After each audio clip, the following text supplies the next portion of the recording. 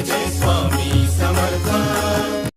स्वामी समर्थ. स्वामी महाराज तुमच्या सर्व चांगल्या इच्छा पूर्ण करो ही स्वामींच्या चरणी प्रार्थना करते आणि आजच्या व्हिडिओला सुरुवात करते. पण त्या अगोदर चॅनलवरती नवीन असाल तर सबस्क्राईब करा आणि शेजारील बेल आयकॉनलाही प्रेस करा, म्हणजे माझ्या सर्व नवीन व्हिडिओंचं नोटिफिकेशन तुम्हाला मिळेल आणि तुम्ही एक पण व्हिडिओ मिस करणार नाही.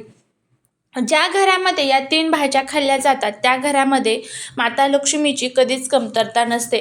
माता लक्ष्मी म्हणजे काय? फक्त पैसाच असं अजिबात नाही. माता लक्ष्मी म्हणजे सुख, संपत्ती, धन, दौलत, ऐश्वर, आयु, आरोग्य हे सर्व जे काही असतं तर ते माता लक्ष्मी असतं. माता लक्ष्मीच्या स्वरूपामध्ये ते आपल्या घरामध्ये असतात. आणि बघा, आपले जर ग्रह बळकट करायचे असतील, आता जे ग्रह असतात बघा, शनी, राहू, केतू, गुरु, शुक्र, हे जे ग्रह कुठेतरी आपल्या कुंडलीमध्ये एका रेषेमध्ये नसतात आणि या ग्रहांचा आपल्याला त्रास होत असतो. तर त्यासाठीच आजच्या व्हिडिओमध्ये आपल्याला बघायच्या आहे, जेणेकरून ह्या ज्या 3 भाज्या आहेत, ह्या 3 भाज्या जर आपण घरामध्ये खाल्ल्या तर कधीच माता लक्ष्मीची आपल्या घरामध्ये कमतरता येणार नाही, धनाची कधीच कमी येणार नाही आणि आपले जे काही ग्रह आहेत तर ते सर्व ग्रह आपले मजबूत होतील, बळकट होतील आणि आपल्या घरामध्ये कधीच पैशांच्या अडचणीसुद्धा येणार नाही. पृथ्वी तलावरतील प्रत्येक वस्तू ही किंवा प्रत्येक जीवजंतू हे काही ना काही दर्शवत असतात.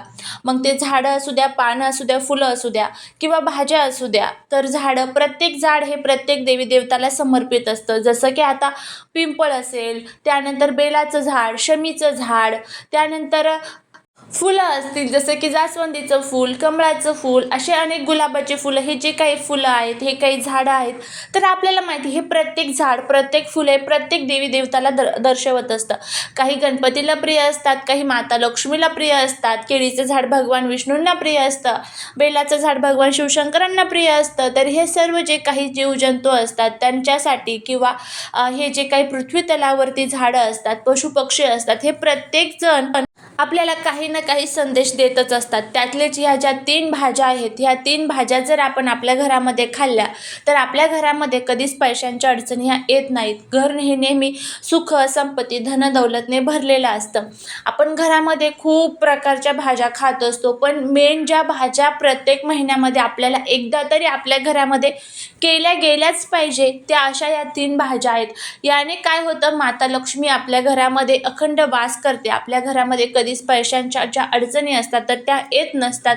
तर कोणकोणत्या भाज्या आहेत तर त्याबद्दलची माहिती आपण जाणून घेऊया. तर त्यामध्ये सर्वात पहिली आणि महत्त्वाची भाजी म्हणजे रताळे. रताळे जे असतात तर ते बघा जमिनीमध्ये येत असतात, म्हणजे जमिनीच्या खाली येत असतात. तर हे जे रताळे असतात हे माता लक्ष्मीला अतिशय प्रिय असतात. माता लक्ष्मीला जर आपण उपवास असतो, एकादश वगैरे असते, त्या दिवशी जर माता लक्ष्मीला आपण रताळे त्याची छान भाजी वगैरे करून जर रताळे आपण माता लक्ष्मीला नैवेद्यामध्ये दाखवले तर माता लक्ष्मी या खूप लवकर प्रसन्न होत असतात.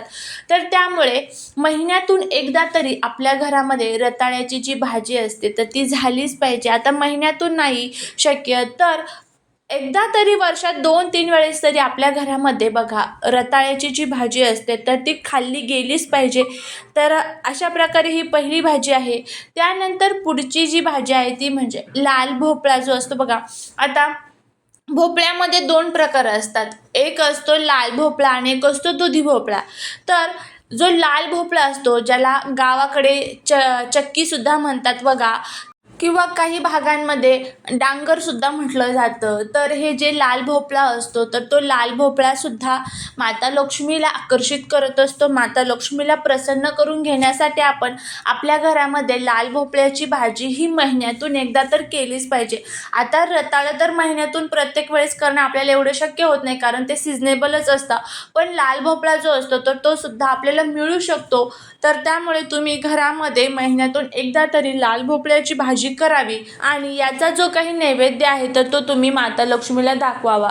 तर अशा पद्धतीने ह्या ज्या लाल भोपळ्याची भाजी आहे तर तुम्ही घरामध्ये करून बघा आणि प्रत्येक महिन्याला करून बघा. नक्की तुम्हाला तुमच्या घरामध्ये फरक जाणवेल की जिथे कुठे पैशांच्या अडचणी येत होत्या तर त्या अडचणीसुद्धा आपल्या समाप्त झालेल्या आहेत. आपले जे ग्रह आहेत तर ते ग्रहसुद्धा बळकट झालेले आहेत.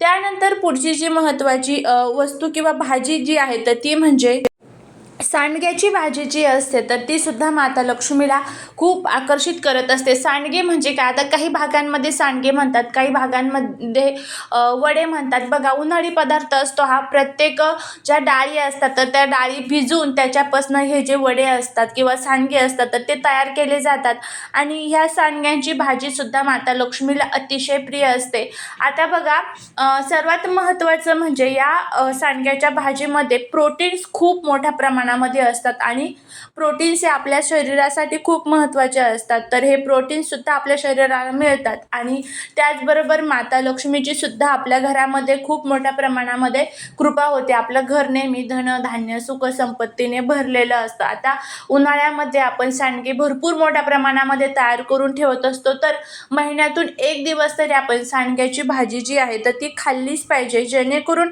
माता लक्ष्मी ही आपल्या घरातून कधीच जाणार नाही. आपले जे काही ग्रह आहेत तर ते ग्रह बळकट होतील आणि आपल्या घरामध्ये श्रीमंतीचा ओघ वाढेल, पैसा वाढेल. तर नक्की हा जो ह्या ज्या भाज्या आहेत तर ह्या भाज्या तुम्ही नक्की घरामध्ये करायला सुरुवात करा. नक्की तुम्हाला तुमच्या घरामध्ये फरक जाणवेल. झालेली सेवा ही महाराजांच्या चरणी रुजू करते. व्हिडिओ जर आवडला तर लाईक शेअर सबस्क्राईब करा. श्री स्वामी समर्थ.